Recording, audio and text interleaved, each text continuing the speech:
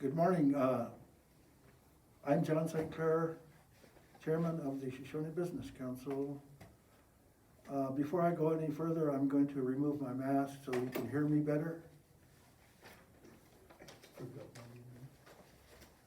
Today we're going to do some updates on the important issues which face the tribe that we've been working on. We're going to have, first of all, a little report about the Shoshone Business Park, something about the 150th Anniversary of Yellowstone Park. After that, we'll have Josh Mann from TIPO office to give us an update on what the program's been doing and what it can be doing in the future.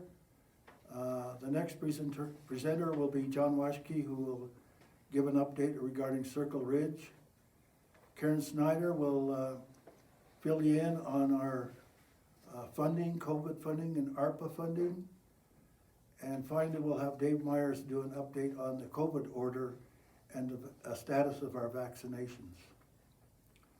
So I'll go ahead and start with the SIDA update, which is the Shoshone Business Park. We've been working on developing the infrastructure for that business park, which consists of 300 acres that the Shoshone tribe had purchased a few years ago. There were two restrictions on that sale from the state of Wyoming. The first restriction is that it cannot be used for gaming purposes, and secondly, it cannot be put back into trust. A couple of years ago, the previous council had agreed to sell 6 acres to the Riverton Medical District. So that sale is almost finalized.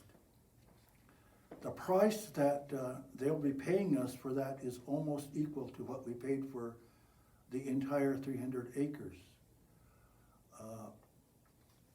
The medical district is getting their money, a loan from the U.S. Department of Agriculture, and soon we'll be starting on that project. The rest of the land is being developed for business purposes. We're looking at, we don't agree with selling any of the land that's there, but we did get an offer from Starbucks last week to purchase 1.13 acres near Walmart.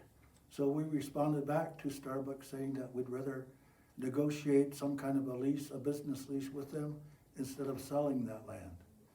If we sell it, that's the end. We don't get anything else after that. If we have some kind of business arrangement and keep owning the land, then that'll provide income to the tribe in the future. The next subject I want to talk about is the 150th anniversary of Yellowstone Park. Back in May, the superintendent of the park sent a letter to the tribe requesting if we are interested in participating. We responded that we are interested. We've appointed 2 individuals from our tribe to participate in that process as it's developed. Josh Mann of TIPO and Zadora Enos from the Cultural Center will also be participating. The tribe also indicated that they are interested in hosting any activities that might arise as a result of the process, because Yellowstone Park in March is usually snowed in. There couldn't be much happening up there, so we've offered to be a host or co-host of any events or activities here on the reservation.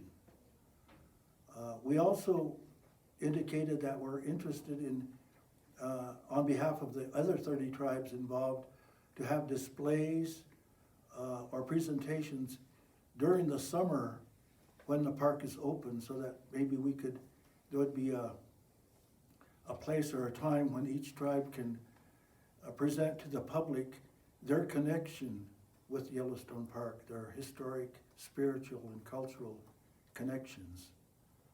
So this concludes my update on those two issues. Hello, everyone. I'd like to start off by thanking the Shoshone Business Council for inviting me to provide a brief update on the TIPO program. I must apologize. I know that you folks are in need of an update from our program, but with the pandemic hitting all of us and consults making us more busier, it's been quite a challenge in getting an informational meeting set up to provide you folks with information. So today I'm happy to provide you all with some information on what we've been doing, particularly this past year. I have a little background on the program. The Eastern Shoshone Tribal Historic Preservation Office, or the TIPO office, was established on January 17th of 1995. The program was to serve as a representative contact in protecting historic properties and sacred sites on Eastern Shoshone lands and Aboriginal homelands. With our vast history and migratorial patterns, our tribe consults with 17 of the western states for Section 106 consultations. And with Section 106, that's an integral part of our laws. That comes directly from our National Historic Preservation Act of 1966. So that gives us, our foot in the door when it comes to our tribal homelands and our historic sacred sites. On June 14th, 2011, the Eastern Shoshone tribe became the 119th tribe to assume historic preservation duties that were previously a responsibility of the state. Today there are well over 260 TIPOs, and just this past week 7 new tribes have signed on to be part of the National Park Service grant. In June of 2017, the TIPO began operating under new management. Since then, we have successfully closed out 4 grants with the Park Service. With the TIPO, we have a lot of functions. Our primary functions are identifying and nominating eligible properties to the National Register and administering applications for listing of historic properties on the National Register. We also implement an Eastern Shoshone Cultural GIS Registry database, and that in short houses all of our cultural GIS data, our historic maps, our photos. Our TIPO office currently has an active ESRI GIS license for data collection and map making. Part of that collection, we create geodatabases, which are also important in housing all of our cultural data. We also create updated MOUs regarding cultural clearances for different entities, like oil and gas fields. We like to do clearance before any type of drilling or ground disturbance is initiated. We conduct cultural clearance home site surveys for enrolled members of the Eastern Shoshone tribe. We've been creating educational outreach opportunities for our tribal youth and local schools. An example would be the Black Rock Field Camp that the Bridger Teton Forest Service hosts to schools every year. And in that opportunity, the TIPO hosts the Shoshone Camp, where we show the youth ancient stone tools that the ancients used throughout the area of the Greater Teton. There's storytelling, arts and crafts. We also let the kids throw the atlatl, one of the ancient weapons our people used to use, and of course archery. So we make a fun and educational component for that day, and the kids from my experience really love that opportunity. We also provide oversight for repatriation for NAGPRA and related matters. NAGPRA is our Native American Graves Protection and Repatriation Act. So that is very important for our people in getting, our ancestors that are discovered, get them back into earth, and also seeing that their funerary objects are also cared for. Activities, like I mentioned, from December of 2020, we've consulted with over 79 different federal activities that engage Section 106. Other projects and activities would include our Dinwiddie Protection Plan.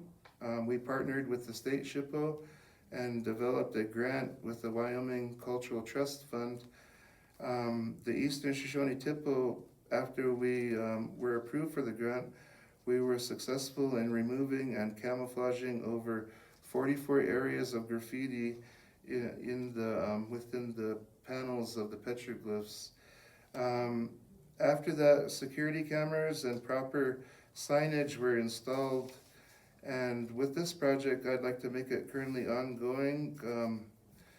With the bullet hole damage that it sustains over the years, we'd like to have a stewardship program. So we enacted one where I have my monitors go to the site every month to document the area, and also to see if there's any new damage. So with that, our plans are to include other important sites for this stewardship program, which I think is very helpful, when it comes to our sacred areas and keeping them protected. We have a major project at the Bull Lake area. Folks that been going over there to the lake might have seen the construction. That is a spillway project that's been going on, and our tribal monitors have been involved prior and during when it comes to ground disturbing activities. I believe in that central area there were over 90 documented sites that we had to mitigate and protect. So it's very important for our tribal monitors, to be on site during projects that could impact, a lot of our traditional sites. If we weren't there, you can imagine how much destruction that entities and industry can cause, in just a matter of one heavy equipment blade can, wipe out an old ancient campsite in a matter of minutes. So, our job is very important to make sure these areas are documented and also protected. When it comes to our treaty and keeping our presence, we would like to, update our MOU for our traditional hunting in the Bridger Teton area for cultural, food, and health initiatives. That area is a very, powerful spot for our people, and, we would like to, stay, keep up with what our old ones, used to survive and hunt and, prairie. We'd like to keep that tradition on. So we work very close with the Teton Forest Service, and at the moment we are going to get an allocated piece of land, to have a potential hunt in the future. And, I could certainly use some tribal members to partake in this hunt. So once everything's approved, I'd like to work out, getting some folks, in that area to help out. And, the food for that would be utilized, for special ceremonies, for some of our elders that need, the sustenance. So, we'd be able to have that. Other items, we worked with the state this past year on a bill on handling discovered remains on state and private lands. And from what I was told, that's never happened, ever. And I was pretty happy to be part of the bill development. So the Wyoming House passed the bill on February 19th of 2019. So that bill is very special. If any culturally identified remains are found on state or private lands, that our tribe and the Northern Arapaho tribe would have, consultation on the handling of such remains. So we would be the first, to notify and also take over, such remains. We'd like to provide educational outreach. I have elders from time to time, provide cultural awareness, with the CWC archaeological classes, for instance. We also go to local schools and talk about what the TIPO does and give them examples of what we've, repatriated, and kind of give them an idea of different sites. We also partner with the Du Bois Museum on their trek tours, and also help with the local hospice residents and taking them to special sites like the Dinwiddie. We've been working with different programs on cultural place names. For example, working with the state historical sign staff, updating and creating new historical signs showcasing our tribe's history. Offensive name changes. You wouldn't believe how many names, particularly in the state of Wyoming, have the word squaw written in, to describe water bodies. For example, there's an area called Dead Indian Creek, north of Cody, and just hearing that name is really offensive. So, with tribes and TIPOs, we're able to reach out, and that name is currently going to be changed. So it's a small step, but it's in the works that we want to change a lot of these offensive names. So I'm very glad that our program is going to be part of that. We've been working with our elders and also the Shoshone Ancestral Food Group on creating a Shoshone ethnobotany and a traditional plants guide. I think that's a very special thing to have, in our office, when it comes to our cultural plants and medicinal herbs. I know the Shoshone Ancestral Food Group does have an extensive database that they've been already collecting, so we've been having meetings, and I would love to partner with them and housing the data and also assisting any way we can, because I know their budget's limited, and I know they would like the TIPO to be involved with such important work. I know Chairman St. Clair mentioned that the Greater Yellowstone 150th anniversary is coming up, and we are of course going to be providing some information on that.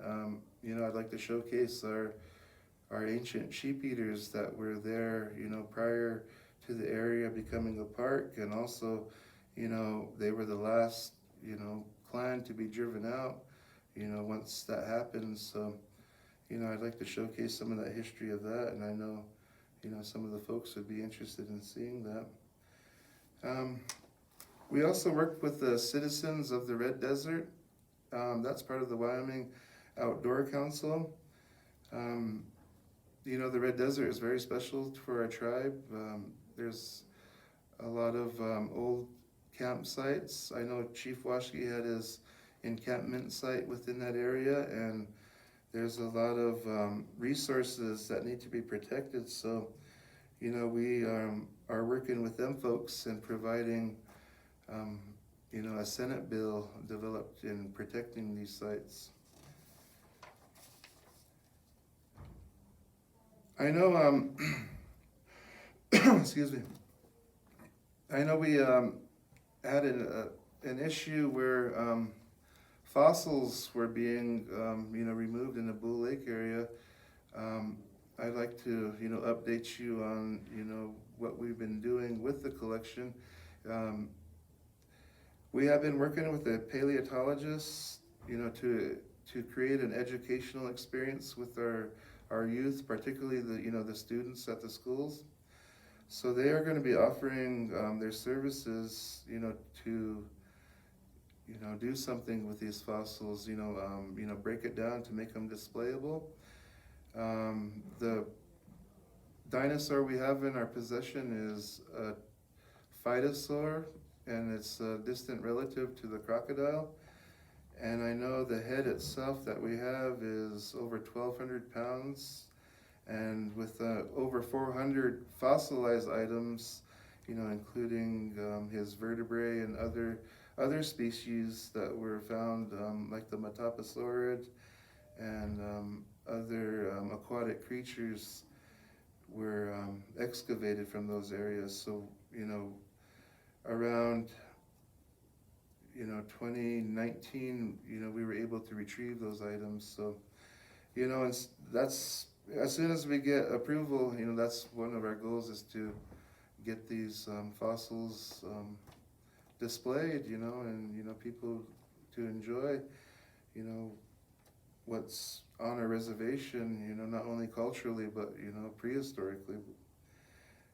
Other major projects that's worth mentioning that are occurring, throughout the state are the Gateway South and West transmission lines. That is a major project that's stretching, through Colorado and Wyoming, that we currently have monitors involved with. We have many projects with the Bridger-Teton area. We have the Moneta Divide oil and gas development, the Shoshone National Forest Service Travel Management Plan, various YDOT road and improvement projects, the Bentonite project and Matiti Draw, and other major pipeline projects that have been being proposed throughout Wyoming. We are, actively consulting, and we are, providing monitors for all those projects. Now, with brings us to our NAGPRA cases. Since I've been hired, I've been involved with over 20 NAGPRA cases. Amongst the most active ones, we have cases with the University of Denver. We were able to successfully repatriate 4 ancestors from their repository, along with 443 funerary objects that we were able to identify and are awaiting deaccession. We were able to rebury the first 2 ancestors in the Dinwiddie area, where they were, taken out during the time of the workforce protection jobs of the 30s, where, were hit heavily in the Dinwiddie area, and a lot of illegal excavation happened, and amongst those, remains were taken as well. So we were able to rebury those ancestors, and there's 2 more from the Big Sandy area that are waiting for reburial right now, and we have the proper contacts for that and have been notified, and we are, working for a suitable location. We have an ancient sheep eater from the Mummy Cave area that is, northwest of Cody, going towards Yellowstone National Park. With that individual, he has been in the custody of the Buffalo Bill Cody Historical Museum in Cody, Wyoming, and he's been there probably since the 60s. So this last couple of years, we have been working on getting him returned home. And, if it wasn't for the pandemic outbreak, that ancestor could have been, reburied. So I'm happy to say that we're able to get some more work further done, where he's going to be able to get reburied probably this spring. So I'm going to need some, assistance in, getting a drum group assembled for his journey song. I'd like to thank, Jeremy Washke and his crew for creating a red cedar receptacle, for this ancestor, and, whatever help, that I can get, I can certainly use it to, return him. I could use some pallbearers, to take him to our burial site, but, as soon as that gets approved, I can certainly let you know and let the council know, and get him, put back to where he belongs. There's an area north of Cody called Dead Indian Creek. I mentioned the offensive name on that, but there was a we were able to repatriate the ancestor of that area, and also rebury her on July 30th of 2020.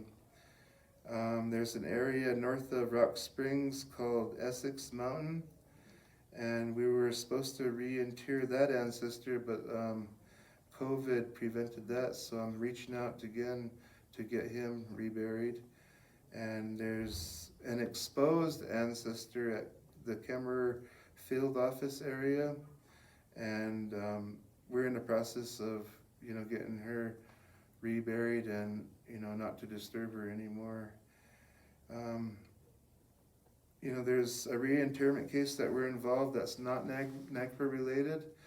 That's the Carlisle Indian School.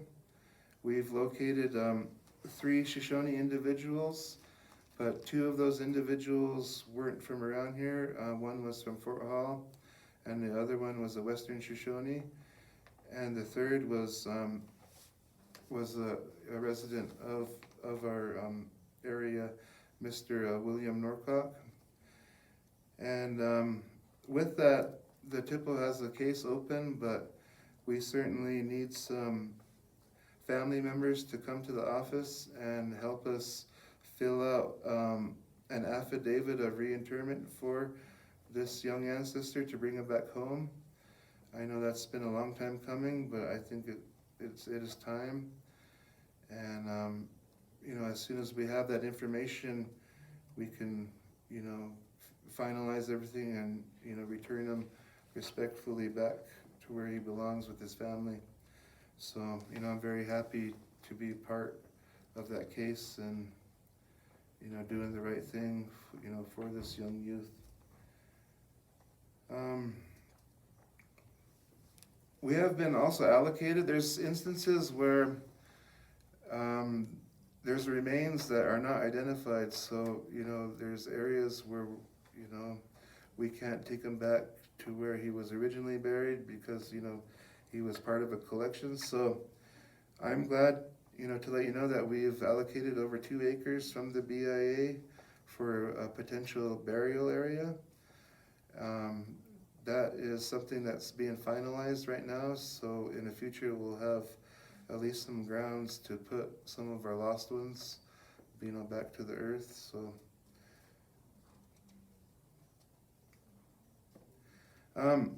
other repatriations, these are just examples of citizens from around Wyoming or out of state. I've worked with leads from different emails. These are examples of leads that I followed up on. I've retrieved early 1900s war bonnet from the Wyoming State Historical Society. I've also obtained early 1900 beaded armbands that were obtained from the Pawhuska Teepee trading post by Cody, Wyoming. I have a late archaic steatite rolling pin that was discovered by the Fort Bridger area. 3 sacred skulls, 2 were ancient bison, and 1 bighorn sheep skull that I followed up a lead on, and you may have read the story, on the Newey News. I also recovered a prayer stone that was taken out of a Cody cave in the early 1990s, and I guess the woman who took that stone was having nightmares for years, and then she finally returned the stone. I guess she is back to normal. So yeah, it goes to show that some of these items are very special and they're not to be, taken lightly and have to be respected at all times. Excuse me. You may have noticed there's a lot of tower expansion going on, development. Those are with the 5G towers, they're called, with the cellular connectivity. But with these tower deployments, a lot of these areas that they're picking are on, tribal historical lands. Some of these areas are prayer areas and special traditional landscapes, hunting areas, and they want to put towers on some of these, special spots. So, we've been working with these entities, and since we took over our tower sites, we've, in the last year, consulted on 2,446 tower projects as of December 2020. So it shows you that's, it's a major infrastructure, rivaling, the railroad expansion. It's a very big project that needs our attention, and, otherwise, you're gonna see a lot of towers in special areas that, you're not gonna appreciate that. So, our job is very special in that we can able to, at least let the entities move the sites, or, come up with a solution to protect. We also have a mapping mechanism I mentioned, and these are just a few, brief projects that we've been working on.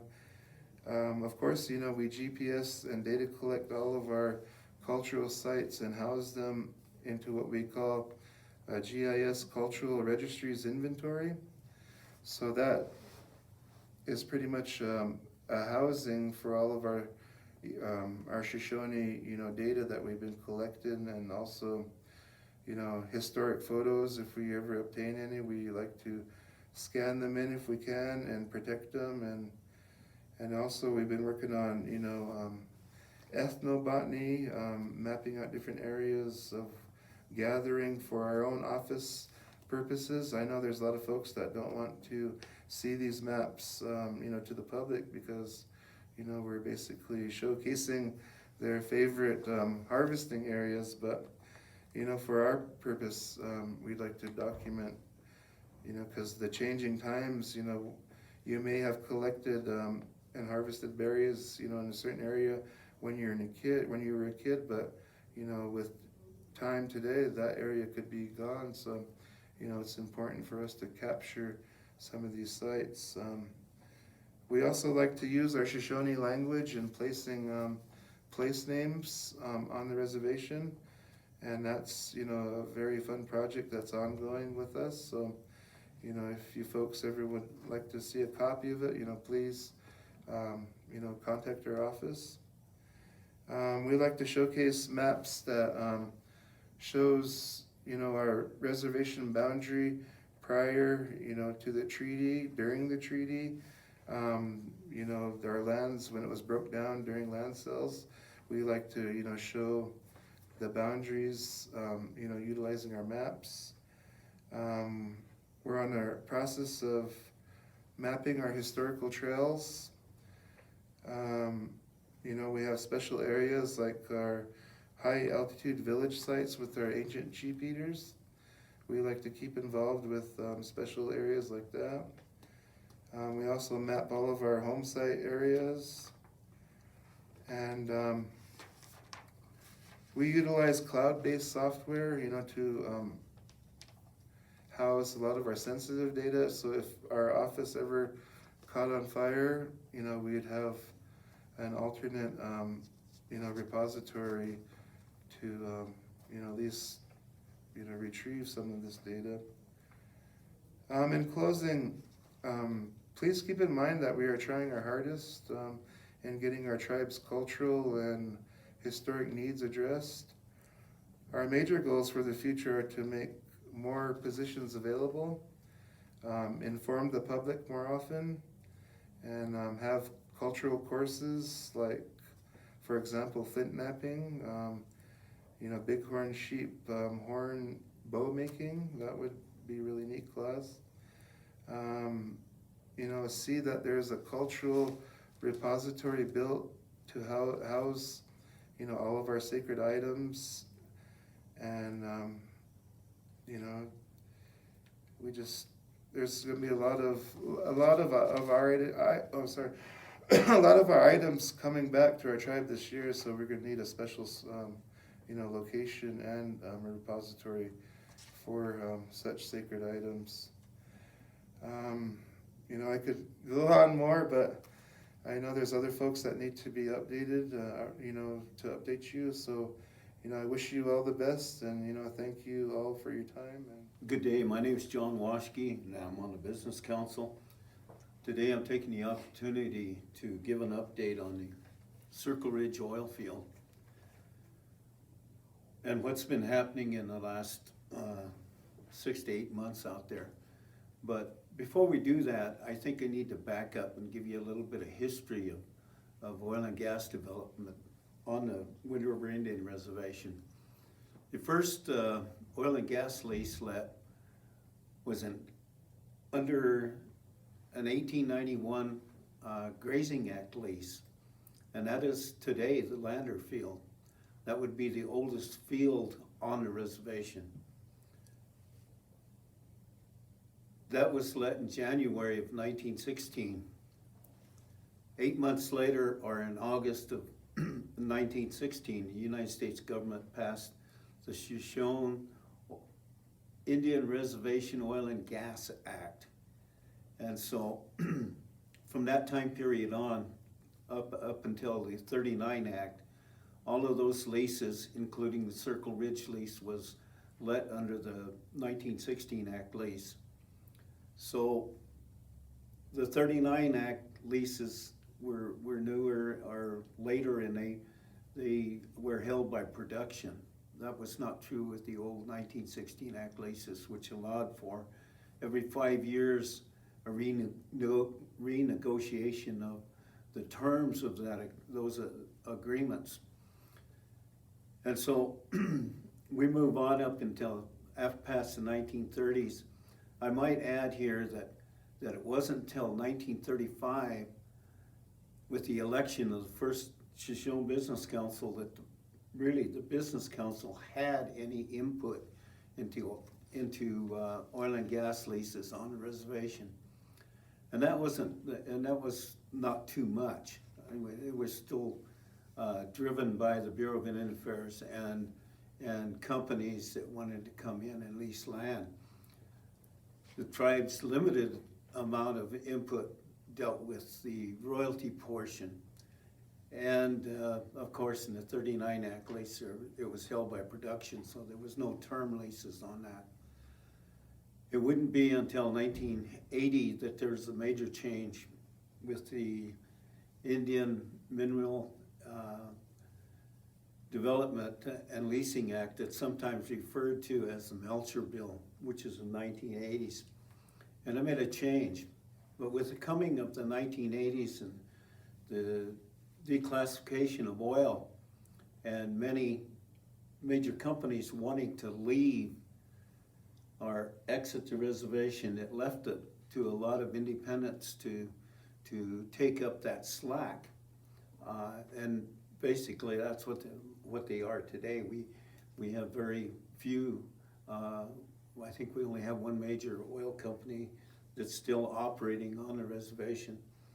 But the 80s was a big change for a lot of things that you look out and you look at the move to be making their own decisions, the issue of sovereignty being something that was at the forefront in the 80s, and you can look over at some of the developments that took place in Southern Ute and what they've done with the minerals there. More recently, it's went over to the Navajos, to some of the things that they're doing. Then I've got to refer to some notes here because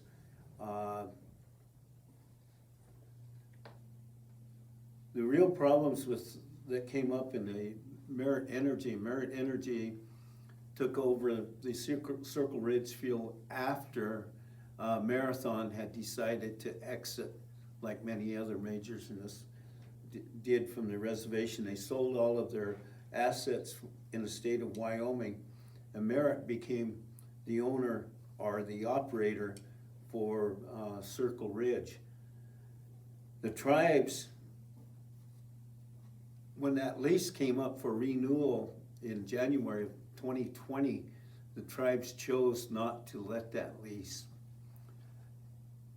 And it was just a month after that decision that Merritt filed for an arbitration, filed in arbitration to have that arbitrated. What happened there was the tribes chose not to enter into a new lease, and in November of 2020, the arbitration board ruled in favor of the tribes. So that kind of put us where we're at today. Between November and June of 2021, the tribes had actually went for an RFP to for an operator for the oil and for the Circle Ridge field. Because we chose not to enter into a lease, that has become an issue that we are going to have to address here in a few minutes. But we chose to go with the operator MI3 because of one basic reason. The 4 companies that had submitted RFPs or bids, MI3 was the only one that would submit for any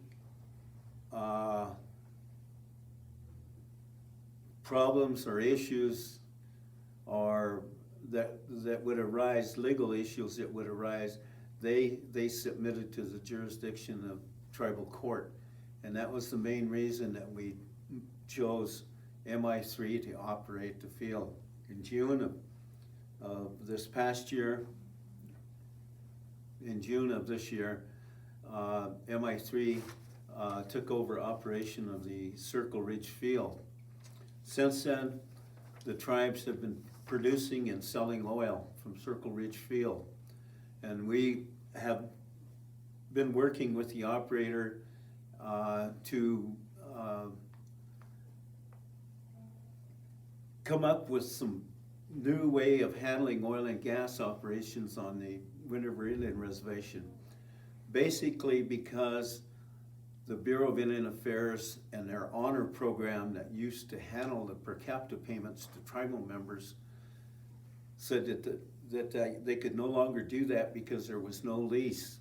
It seems like the tribes are being penalized for doing their own oil and gas business. But along with that comes some other issues too. With them not handling the per capita payment, it has been pushed over to the tribes to handle a per capita payment and make that per capita payment each month.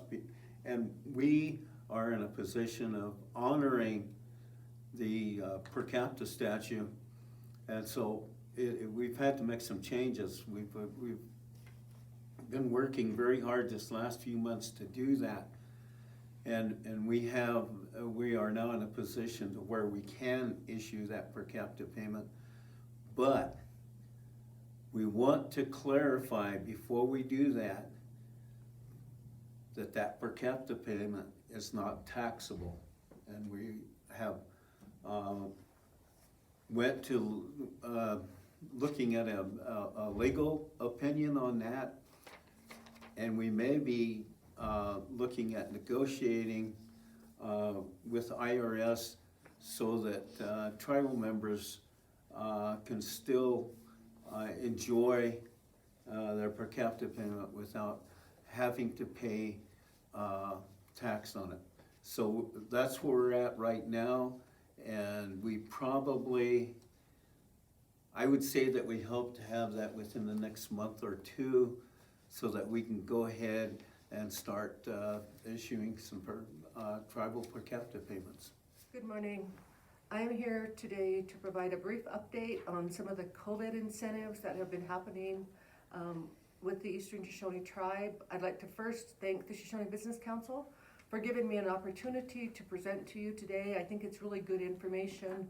And again, I would apologize that this information is kind of slow coming, from the department, but it's an ever-evolving process. Just for a little bit of background, before I get to the incentive and the actual updates on the checks, the tribe sponsored, I was given approval from the Shoshone Business Council in August to do incentives. So the first one that we sponsored was drive-through incentives, and it was a collaborative process with Tribal Health. So we offered not only the cash incentive to individual tribal members, but there were also vaccinations offered on site, as well as COVID testing. So it was a collaborative effort. We processed over 1,000 tribal members through that. And then we had a second one hosted at Rocky Mountain Hall, same process in collaboration with Tribal Health. And we didn't achieve as many individuals as we had hoped to, but again, our goal moving forward was to get to the bigger incentive, which is where we're at right now. Once the Shoshone tribe reached 70% collectively vaccinated, the tribe was willing to offer a $500 incentive to those individuals, and that's where we're at right now. I'd like to thank all of you who have participated and for being responsible in getting those vaccinations. We are now currently at 78%. So thank you, tribal members, for getting out there and doing your job, protecting your own individual households, but as well as your community. So that was our goal. So we've met that goal. So we are currently in the process of processing 1,300 people's names had gone to enrollment. That's who's processing our checks, and those checks should be in mailboxes tomorrow. And if you don't, at least by the end of the week. And then the second part of this is the online applications, and we have close to 500 online applications, and this is a little bit more cumbersome. I have to go through each one of those applications, and I have to make sure that they are fully vaccinated. And we had many, many duplications, people that had attended the drive-through, just not being sure if they needed to do anything online in order to get the $500, they applied again. So I have to take out duplications, I have to make sure that they're fully vaccinated. There's a few issues with some guardianship, but all of that is underway right now, and I'm really close. So I think those online applications should be submitted for payment by the end of this week. So that's the update on the incentive. There hasn't been discussion, well, there has been discussion, but not a directive yet from the Shoshone Business Council about providing any further incentives. I know I've had a lot of inquiries from individuals asking if we're gonna do anything for the children that were able to get vaccinations, the 11 and under, and the 5 through 11, and there hasn't been any directive from the Shoshone Business Council so far, and then for the booster shots. So again, that's further discussion, and that directive will come from the Shoshone Business Council if they feel that that's something that's gonna help our community even further. Other things just to update you on is there's been two funds, and I know this has been really difficult for people to understand. Last year, in 2020, the tribe received their first allocation, and it was CARES Fund. Those funds were issued kind of on an emergency basis, because initially those funds had to be spent by December 31st, 2020. That deadline was extended to December 31st, 2021. And what I will say is all of the CARES funds have been expended. We had just spent the last $380,000, and it was to repair or to provide weatherization to an additional 9 tribal members. So that work is underway, those funds are out the door, and all of the CARES funding has been spent. The pot of money that was received in 2021 is the ARPA, and that's the American Rescue Plan Act. Those are the funds that the tribe received under ARPA. And so this fund is not considered an emergency, kind of like the CARES funding. We have until 2026 to expend those funds, so it's different. And the tribe, I think, is looking at it very strategically, and they're taking a much slower approach. So thus far, out of the ARPA funds, we have spent about $9 million. We paid out that cash assistance to tribal members over the summer. And again, another collaborative process with Shoshone Credit. We paid out those funds, and the last update that we had was all but 60 tribal members had applied for those funds and received them. Shoshone Credit has reached out to those individuals that hadn't applied, but the deadline for that to apply for those funds is December 31st, 2021. Those funds will no longer be available. The other events that we've had with the ARPA funding have been these 2 incentives. And again, the incentive, the $500 incentive expires on December 31st, 2021. So make sure that you get those second vaccinations. If you haven't, remember you have to be fully vaccinated. So those funds will go away at the end of this year, at the end of this month, and then they'll be reinvested in other programs. The tribe received quite a few proposals from tribal departments to utilize ARPA funds for infrastructure needs. The tribe probably owns collectively about 30 buildings, and it's been a long time since any infrastructure has been done on those buildings. We have many buildings that need new roofs. All of that is still pending. The tribe has yet to make a final decision on what the next step is. So while there's a lot going on, with this, there's still a lot of discussion and strategizing that the tribe needs to take. In closing, I would like to thank, the Shoshone Business Council, but I really need to give a shout out to the tribe's finance staff, as well as the human resources staff and the enrollment department. This was really a collaborative effort in order to get these payments out to people, to get checks to people, and we're doing the best that we can to get them to you before Christmas.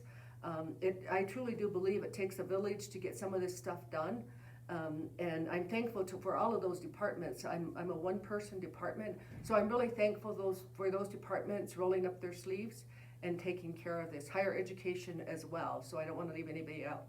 I'll take this opportunity to close and wish all of you a safe, happy holiday. Keep wearing those masks, and thank you. My name is Dave Myers. I'm the Eastern Shoshone Tribal Health Director. Just got a few talking points on COVID and some updates. I'm not going to go too far in detail on a lot of it. We're working on some media things for this month and coming up into the next year that some of you might have seen already in the post office, some monitors. So we'll be updating a little more, hopefully bi-weekly on some of these updates and stuff. So I'll just kind of touch base on some of the things that we wanted to get out for this holiday season and moving forward. The community has been, as Karen has spoken, has been doing their part and doing their job on the vaccinations and keeping up with the mask. I applaud the community for consistently wearing masks out, not only here on the reservation, but as you go out into the surrounding communities in Fremont County and so on and so forth. That it's definitely making a difference. Our positivity rate is declining a bit, but it's still not to where we would like to see. We still have a positivity rate that's still slightly high, but it's still lower than what we're seeing in the county. The county positivity rate is high, but all the work that's being done in our communities is making a difference and keeping our community safe. Community members, tribal members are not being hospitalized as previously, and also community members aren't being as sick, long-term sickness with COVID and staying out of the hospitals. So that's due to the efforts that our community has taken, reaching those vaccination rates for the 12 and up on both sides, both sides of the Arapaho tribe and Shoshone tribe. But there's still a lot of work that needs to be done moving forward. The 5 through 11-year-old group now is the focus to help with those vaccinations and get that out there. The schools are doing a great job. School nurses are doing a great job with testing within the schools and helping keeping children safe too as well. What we're seeing as far as cases aren't necessarily happening in schools, but are kind of still continuing to happen in the homes, with the larger families, having those cases kind of circulate within those boundaries, and that's where we're seeing the positivity cases. So how do we redeem that? Well, I think the testing is key to that. The testing that's available, especially during this holiday season. We saw during Thanksgiving a drop in testing And some of that is due to, you know, we understand people want to be with families, not want to be quarantined and isolated, but it's also important to protect your families too as well. So I think when we're moving into Christmas and the holiday season, we want to really strongly encourage you to utilize those test sites. There's one at Shoshone Rose, and there's one at the Wind River Casino, and Tribal Health, which we're working on trying to offer the testing to the community too as well through the holiday season. So take advantage of those and protect your families. That's you know, if you can test prior to that, and I know that kind of isn't something you want to do to the gatherings, but that helps keep our community safe too as well. Where we've seen the positivity was after those types of events, after those types of gatherings, people go and test, and then we see that spike in that positivity. So it shows that, you know, if you can control that environment on your own, that makes a difference, and that helps. Continuing to wear a mask has seemed to be effective too as well, and social distancing. Those are all things that are still in place today with the tribal resolutions, and we'll probably continue to move forward with that still being in place, especially with the new Omicron variant that, you know, just popped up. As if you've been paying attention to the news and the media, that's the new variant that's out there. We haven't had any cases pop up in Wyoming as of yet, but you know, that's, as we know from the Delta variant, that's just kind of a matter of time. What we do know is how quickly it can spread based off of what the Delta variant had done. What we don't know is, you know, the effects of what that new variant's gonna do to our community. But also what we do know is what's effective: testing, vaccinations, social distancing, and mask wearing. So continuing to do those will definitely help keep that positivity rate down in those types of variants.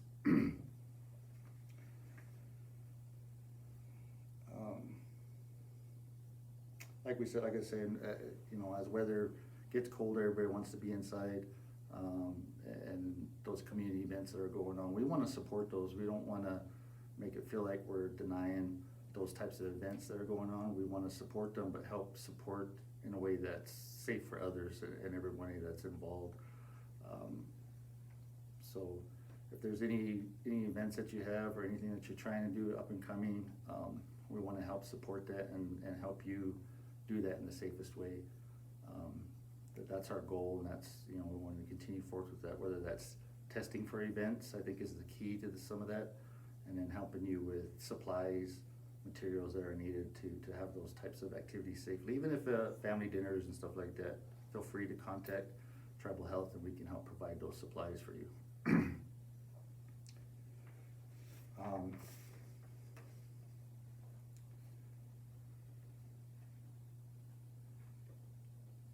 As I was saying, we are currently working with councils on providing some plans and some updates on how we can help our community utilize the facilities that you know, aren't available at this moment. Those were the talks that we've been having, and you know, those restrictions, hopefully we can work through that. And if community is doing what they're doing in their part, like they're continuing to do, then I could see that those things can shortly become available. Patience, I mean, patience is kind of the key when we talk about the word normal. You know, that's that takes on a whole new term these days. You know, for the next probably 3 to 4 years, this is how we're gonna have to learn to make those adjustments and those changes to do some of those things that us as a community definitely need, you know, all around, spiritually, emotionally, and connected, how we connect with each other. That's very important to us as a community. Vaccinations, we are working with Wind River Service Unit, which is IHS, and Wind River Cares too as well, to provide vaccinations out into the community. As of right now, vaccinations are available through those facilities. We're trying to find a way to make that more mobile, make that available to the community, and get them to you, whether that's out being available by the Rock Hall, Hines, or even being able to get to you in your homes. Those are some of the goals that we're working on right now with the vaccinations. We're working with the schools for the 5 to 11-year-olds and start working on helping them do the vaccinations within their schools. This Friday, we're going to be planning on being set up at the Rock Hall from 9 to 4 to offer vaccines straight across the board for 5 to 11-year-old, boosters, and even offering the flu shots, working with our service unit to be available at Rock Hall. The one thing we're going to try different, because we have Olivia Washington that's working with us as a community outreach nurse. She's going to be taking calls if you contact Tribal Health at 332-6805. If you can't get to the booster shot or get to the location or even get to the service units to get a booster shot or any vaccination, flu or 5 to 11, any of those, you can contact the office and she will try to reach out to you at your home and schedule a time that day, this Friday, to get out there and get your vaccinations. So however you want to get the vaccination, call Tribal Health and we can help set that up for you this Friday.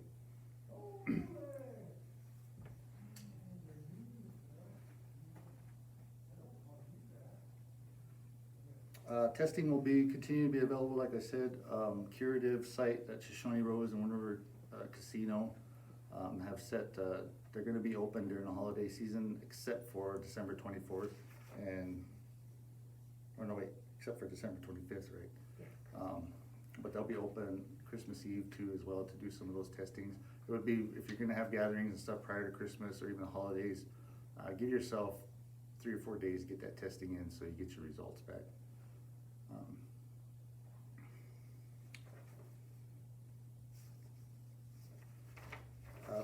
Like I said before, the variants, we don't have much information on the variant at this particular time, other than, like we said, just continue to do what you're doing, social distancing, masking, testing, and those vaccinations. That is what's recommended. We follow the CDC guidelines on all those too as well.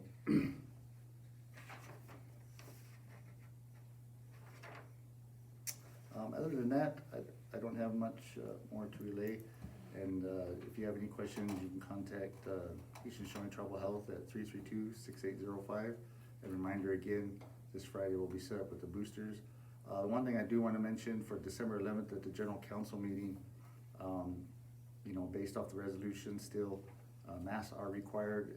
It will be enforced to wear your mask at all times during General Council meeting.